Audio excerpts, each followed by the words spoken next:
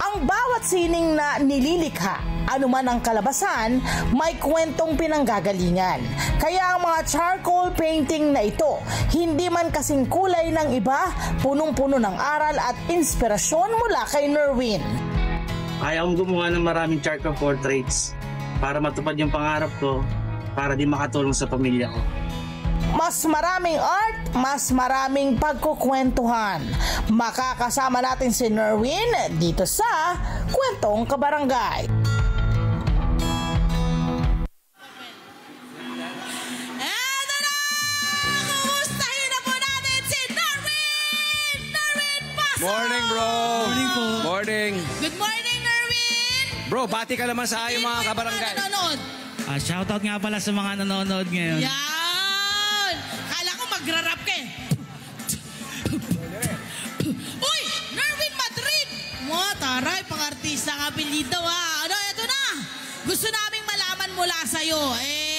Siyempre mga ganitong talento, kadalasan, batang-bata ka pa lang kahit na 3 years old or 5 years old, Opo. nakikitaan na. Paano yun sa'yo? Ano po, na-discover ko po siya nung prep pa po ako eh. Prep ka pa lang! Opo. Anong mga usual na dinodrawing mo noon? Mga cartoon character po. Cartoon na. Doon nag-uumpisa Doon pala eh. nag-uumpisa. No? Cartoon po Akala ko talaga. sasabihin niya, yung mga pusa, daga, Pwede aso. rin. Nag-uumpisa doon. Diba? Diba? And then, anong ginawa mo na? Nung nakita mo parang ito yung interest mo? Ano po, sinubukan ko pong kumita ng maliit. Gamit po yung pagcha-charcoal, mga ganun. Ah! Bata ka pa lang, kumikita Opo. ka na sa pagdodrawing? Ano yung mga kinukomisyon mo noon nung bata ka? Mga couple po talagang madalas na pinapadrawing sa akin. Mga... At nag-focus ka sa charcoal? Opo. Bakit charcoal ang napili mong medium ng art mo? Yun po talaga yung pinaka gusto kong medium sa sa art. Yun po talaga komportable. Ano ang meron? Ano ang meron sa charcoal na parang gustong-gusto mo siyang ginagawa? Siguro. Kasi kagaya nito, buhay na buhay. Diba? Nag-sketch ka ba muna bago mo lagyan Opo. ng charcoal? Paano bang ginagawa mo? Bali, nag-grid po muna ako, tapos saka ko po siya dinodrawing. Tapos? Charcoal powder, ganun po. Okay. So, itong yung mga obra, binibenta mo na. Di ba? Kailan ka nag-umpisa magbenta nga ulit? Ano po, siguro mga high school na po ako. Doon High na po school, ako. kumikita na siya. Yay! Oo, kumikita na siya. Bakit naman? Magpapadala kaya ako rito. Baka pwede, di ba? Oo. Iba-iba yung pa-commission mo. Paano ang ginagawa nila? Tatawagan ka? Online ka rin ba? Paano? Via Facebook lang po, Messenger. Tapos? Mini-mention po ako sa mga group. Pagka may magpapagawa, ganun po. Alam mo, ito yung gusto kong malaman eh. Kasi uling to, di ba? Uling. Ito pang uling na to, may specific kang uling na ginagamit? O yung mga uling-uling na sa bahay pag... Hindi, may ibang klase, di ba? Opo. May Nabibili mo talaga ang yun. ginagamit ko po talaga is soft pastel, tapos dry brush. Talagang pang ano talaga. Opo. Yung mga kinikita ko po, doon ko po napupundar yung iba. Oo, kasi mahal din yun, my friend eh. Puntahan natin, my friend, itong halika. Puntahan natin. Ikot ako dito sa kabila. Ito charcoal. Ito. May technique yan eh. May technique. Halimbawa, nagpa-commission. Ito, sino ba itong dinrawing mo na ito? Kaibigan ko po siya, sir. Okay, ano pangalan niya? Di, tinatanong ko lang. Tinatanong ko kasi nanonood siya. Sigurado ako. Ano pangalan niya? Si Ann po. Okay. Paano mo dinrawing si Ann? Anong inuna mo? Anong technique mo sa pagdrawing sa isang subject na katulad niya? Bali, ang inuuna ko po siya is sa mata muna nag-uumpisa. Mata. Sa ilong bibig. Tas skin tone na po siya. Ito yung gusto ko malaman, my friend. Kasi diba, pag yung mukha ng tao, ang hirap kaya. Pag hindi ka ako talaga ang hirap. Anong parte ng mukha ang pinakahirap ka nung una? Or lahat yan, wala? Okay na sa'yo, paano Okay na po sa akin yung gano'n kasi nag-self-study po ako sa YouTube, mga gano'n. Mga tutorial. So ikaw lang talaga? Opo. Wala kang inatinan na mga school, ganyan? Wala po. Walang crash course, ganyan? Wala? Nasa lahi po Pero namin. grabe, tingnan mo, my friend. Tingnan mo yung mga buhay na buhay, di ba? Tapos makikita mo pa, yung hibla ng buhay buhok. Tama, oo. Mukhang may... Ito ang detalye ng salamin, Oo, para pati yung magagawa kilay. ng salamin, Tingnan di ba? mo. Oo. Ito bang iyong Ipin. ito bang iyong talento? Saan mo nakikita ito mapupunta? Ito ba nakikita mong mayroon ka ng exhibit? Gusto mo bang makarating sa ibang bansa? Gusto mo magkaroon ng sarili mong exhibit dito at sa ibang lugar? Pwede po. Kung Oo. papalarin po talaga. Naniniwala ka ba doon sa sinasabi ng mga magulang natin? Hindi natin nilalahat ha. No, kapag nagpintor-pintor ka, nagdrawing ka lang, hindi ka kikita, hindi ka asenso. Naniniwala ka ba ron? Hindi po totoo yan. Hindi totoo yun. Ano po, malaki po ang kinikita sa mga komisyon na katulad nito. Tsagaan lang talaga. Nakakapundar ka po ng mga gamit. Okay. Nakakatulong rin po sa mga pamilya. Yes! Totoo yun. Okay, sa presyo na tayo para may idea lang yung mga magpapakomisyon. Like ito, anong size nito, yung malaki? A3 po. Ha? A3. 8,000. Magkano yung 8K?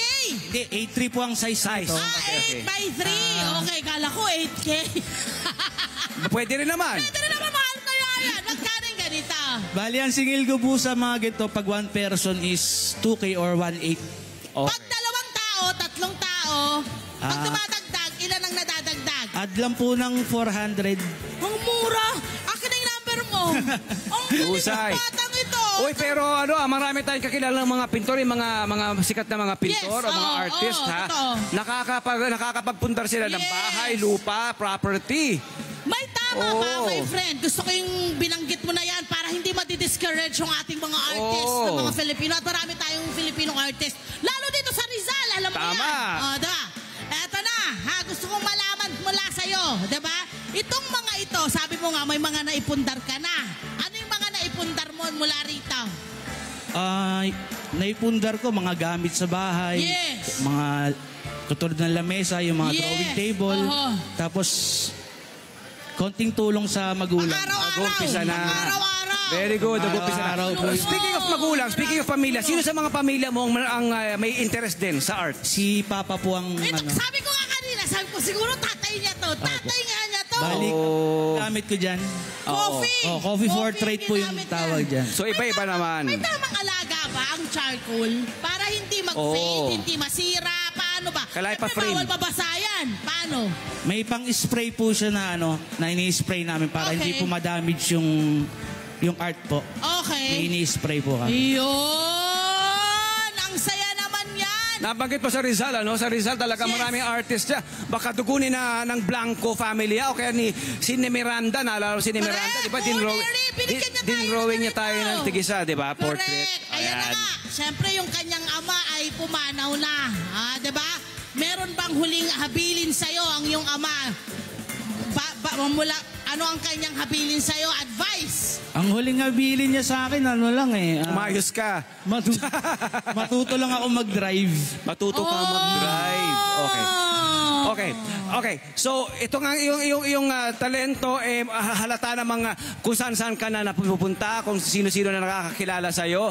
At maraming mga kliyente mo ngayon, mga future client mo, gusto kong malaman saan ka makokontak kasi yung Facebook, yung ano mo raw, na-hack daw. Opo, nahack po Ayan. kasi kaya back to Sige. zero po ako. Ha? Oo. Opo. Bakit na-hack? Hindi ko po alam eh. Hoy, kayo mga hacker kayo. O, paano ka Talaga makokontak magawa niyan? sa Kailangan buhay. paano ka makokontak, bro? Oh. Search nyo lang po yung pangalan ko, Nerwin Madrid. Yun lang po. Okay. Nerwin Madrid. Oh, Nerwin Yan, Madrid. hanapin nyo na yan. At syempre, magpa-commission na po tayo. Tulungan natin ang mga Filipino artists natin na napakagaling at napakahuhusay. Okay, last na lang kasi we have to go na. We have to wrap up. Ano ba ang iyong mensahe sa mga gusto maging katulad mo, bro?